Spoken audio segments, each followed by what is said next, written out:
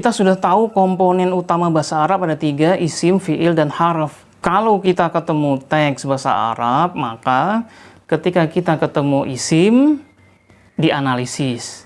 Ketemu fi'il, dianalisis. Ketemu harf, juga dianalisis. Tapi bagaimana caranya? Ini dia caranya.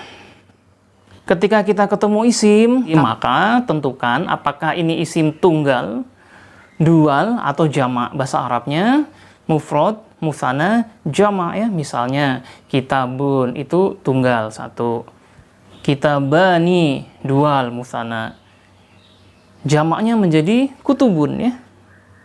Contoh kedua misalnya muslimun itu 1 muslim, kalau 2 muslimani, kalau jamaknya menjadi muslimuna. Bagaimana kita menentukan tunggal dual jamak? Dihafal ya. Yang kedua, kalau ketemu isim, tentukan ini kata jenis laki-laki atau perempuan, mudzakkar atau mu'annas, maskulin atau feminin. Contoh kata benda yang mudzakkar, ini pulpen, kolamun, buku, kitabun, pintu, babun, dinding, jidarun, ya, dan lain sebagainya. Kata benda jenis perempuan atau mu'anas, misalnya mistorotun, penggaris, ya, mimsahatun, penghapus, mir'atun, cermin, sayyarotun, mobil, dan lain sebagainya. Ada juga bentuk isim yang berakal, misalnya muslimun, itu muslim laki-laki, nah perempuannya muslimatun, mu'minun, mu'min laki-laki, perempuannya mu'minatun. Termasuk solihun, laki-laki, perempuannya solihatun. Baik, lanjut yang kedua, ketika kita di dalam teks menemukan bahwa ini fi'il, kita apakan? Analisis, apakah dia fi'il madhi, mudhari, amr. Contohnya ketika kita ketemu kata nasoro, ini artinya menolong, maka ditasrif atau diderivasi. Nasoro fi'il madhi, mudhari'nya yansuru, kemudian amarnya menjadi unsur, masdarnya nasrun atau nasron, kemudian isim fa'ilnya atau subjeknya nasirun, kemudian isim maf'ulnya mansurun, isim makanya mansorun, isim zaman mansorun, isim zaman minsorun. Jadi urutannya adalah madhi, past tense, mudhari, present future, amr adalah imperatif atau perintah, masdar adalah infinitif atau kata bentukannya, seperti pergi menjadi kepergian, baca menjadi bacaan, pulang menjadi kepulangan, dan lain sebagainya. Setelah itu adalah isim fa'il atau subjeknya, pelaku, isim maf'ul, objeknya yang dilakukan, isim makan, keterangan tempat, isim zaman, keterangan waktu, dan isim alat, keterangan alatnya untuk melakukan, yaitu tools. Dan ketiga, ketika kita ketemu harf, maka harf ini mempunyai sifat bereaksi. Sebagaimana virus, dia akan menyerang bagian tubuh tertentu.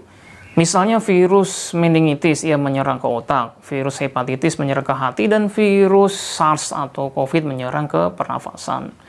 Begitu juga dengan harf ya, harf itu mempunyai sifat mereaksikan isim atau fi'il di depannya menjadi harokat tertentu.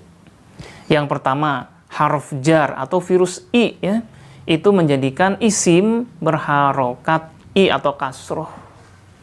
Apa saja varian virus i? Ini ya rumusnya.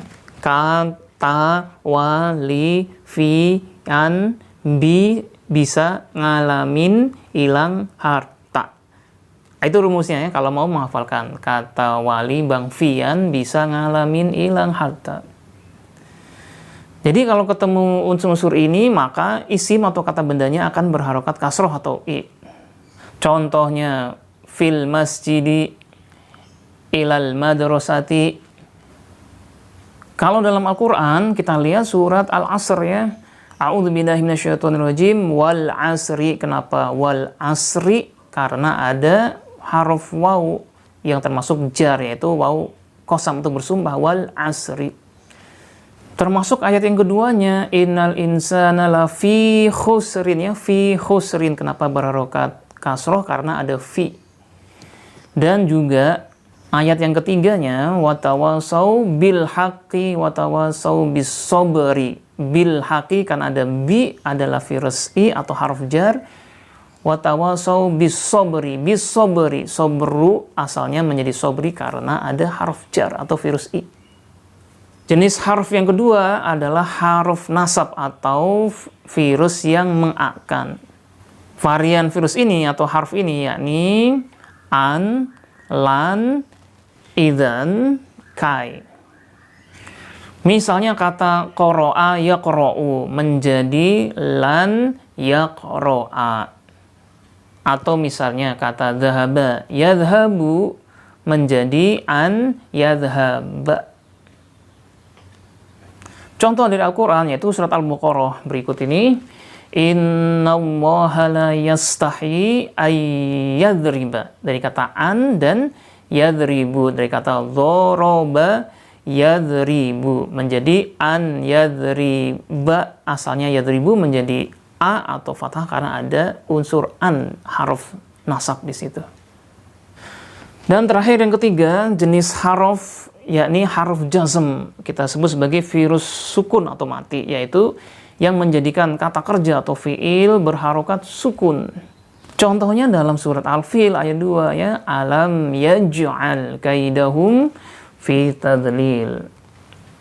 Ada fiil yaj'al dari kata ja'ala yaj'alu. Kenapa menjadi yaj'al?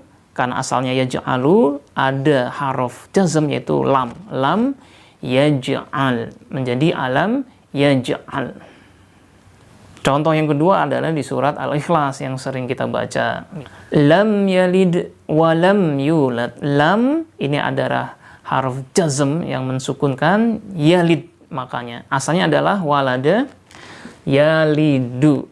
Fiil mudhari'nya itu yalidu dengan u. Kenapa menjadi sukun? Karena ada haruf jazm yaitu virus sukun lam yalid, termasuk yulad bentuk pasifnya jadi kata yuladu mentambah lam menjadi lam yulad saja.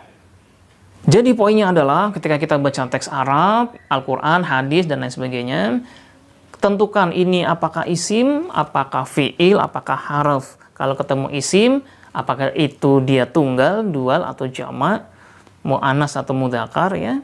Kalau ketemu fiil, tentukan apakah dia fiil madhi, mudhari, amr dan sebagainya. Dan terakhir ketika kita ketemu ini harf, maka tentukan ini harf yang mengikan atau harf jar, harf yang mengakan atau harf nasab.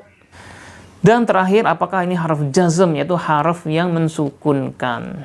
Setelah itu barulah kita bisa memahami analisis atau operasi rumus nahwu shorof dalam sebuah teks Arab.